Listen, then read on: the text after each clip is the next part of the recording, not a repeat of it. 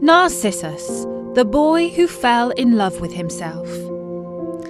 Have you ever come across the beautiful flower with white petals and a shimmering golden centre known as the narcissus? Or have you ever shouted in the mountains and been surprised when your own voice shouted right back? Well, I'm here with a Greek myth that unveils the mystery behind the very first narcissus flower.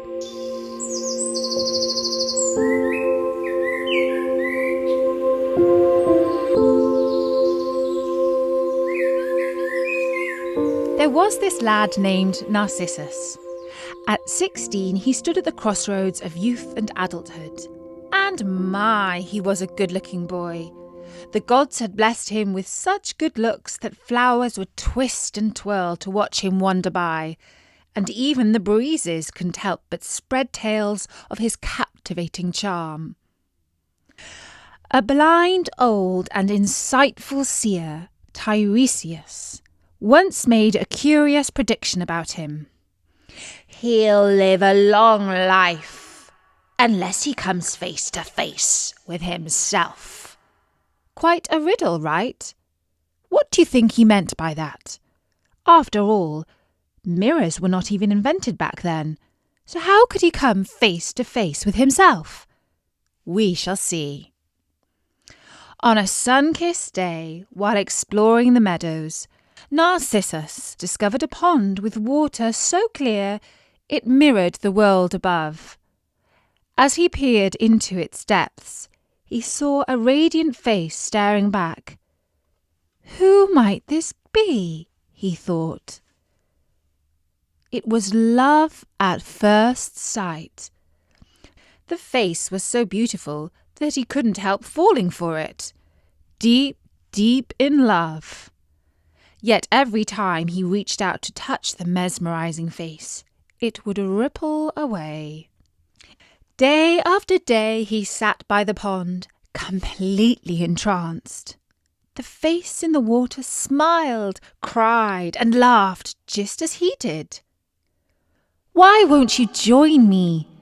He often wondered, not realizing he was admiring his own reflection. Hidden in the shadows, the nymph Echo watched with a heavy heart. Once a chatterbox, now the goddess Juno had cursed her to only echo the last words she heard.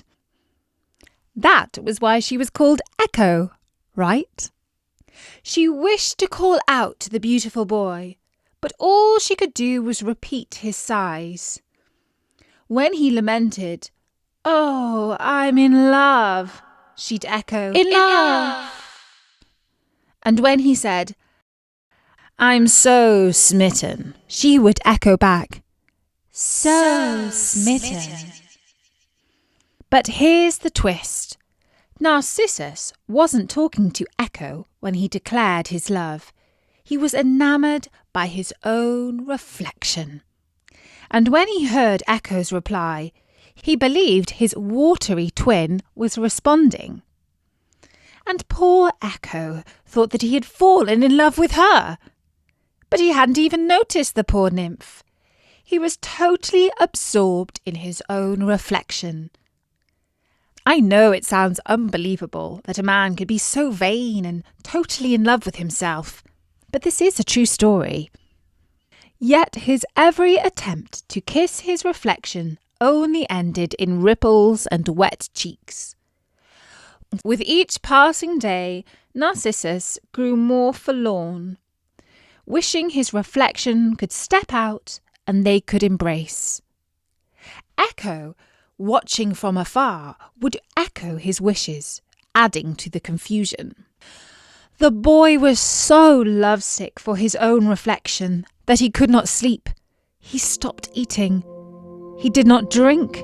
He hardly breathed. One fateful evening, bathed in the glow of a setting sun, Narcissus whispered his heart-wrenching farewell to himself. "Goodbye, my love, goodbye." And Echo, Her voice, quivering with sorrow, echoed, "Goodbye." By sunrise, where the heartbroken boy once sat, a radiant flower blossomed, its white petals guarding a golden heart. It was christened Narcissus, a tribute to the boy who was lost in his own beauty.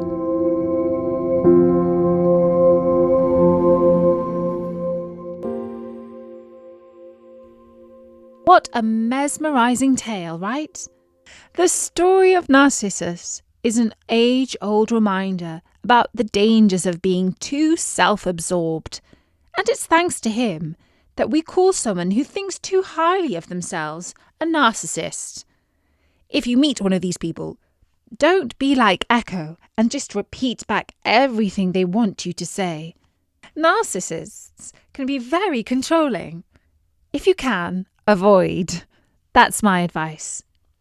And next time you see a narcissus flower or hear an echo in the mountains, remember this tale and the importance of loving others and not just ourselves.